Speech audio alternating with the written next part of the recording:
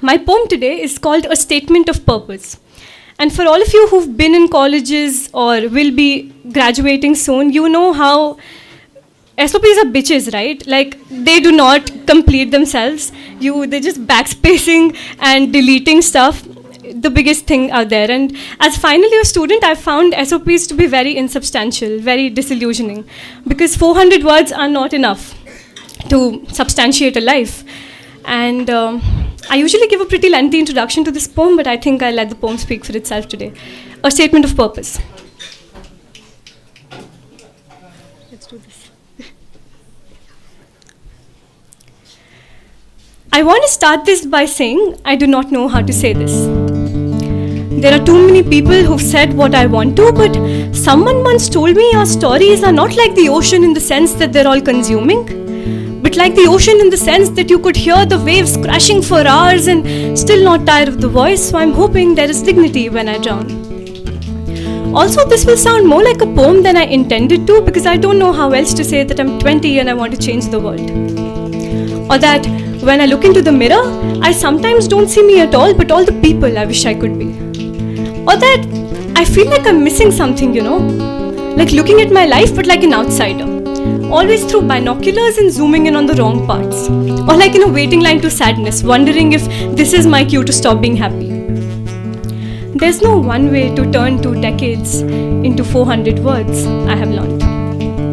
There's no one way to say that here, this took my life and turned it upside down like an hourglass, so I'm looking for who I am again. And funny, because I'm now at a point in my life where I get to decide who I want to be for the rest of it. A conundrum I do not know my way around, because last summer when I was so sure, I was told to detach, work on the signs. Darling, there is really no room for emotions in here, and now I'm not so sure anymore. I'm not sure I can handle any more detachment. I'm not sure these fingers can touch bloodstains and not tremble. I'm so terrified of the world and all its people. But this is not my scared poem. This is not my angry poem or my passive-aggressive poem. This is only to say that there is as great a chance that you and I are not feeling as there is about our lives turning out to be exactly as we planned 5 years from now. So, excuse me if I do not choose detachment as a career option. You see, 20-year-olds are expected to change the world, but also conform to it. Live but between the start and stop, be but without the being, so one. My voice is a teenage girl getting her first piercing.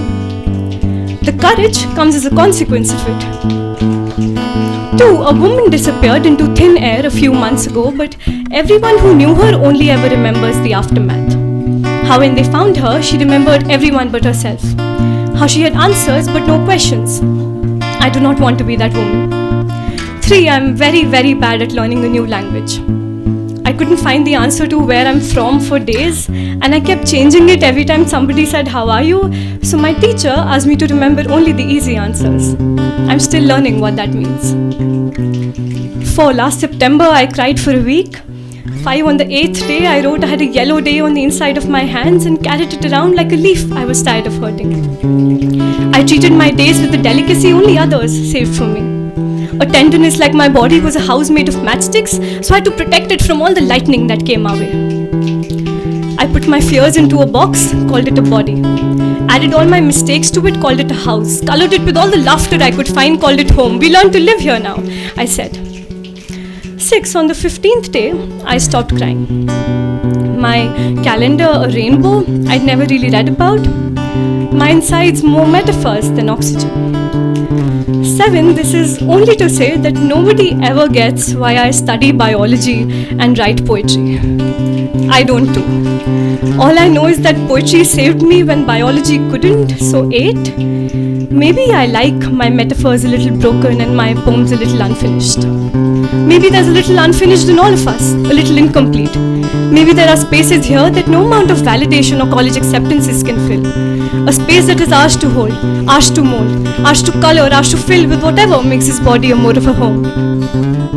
9.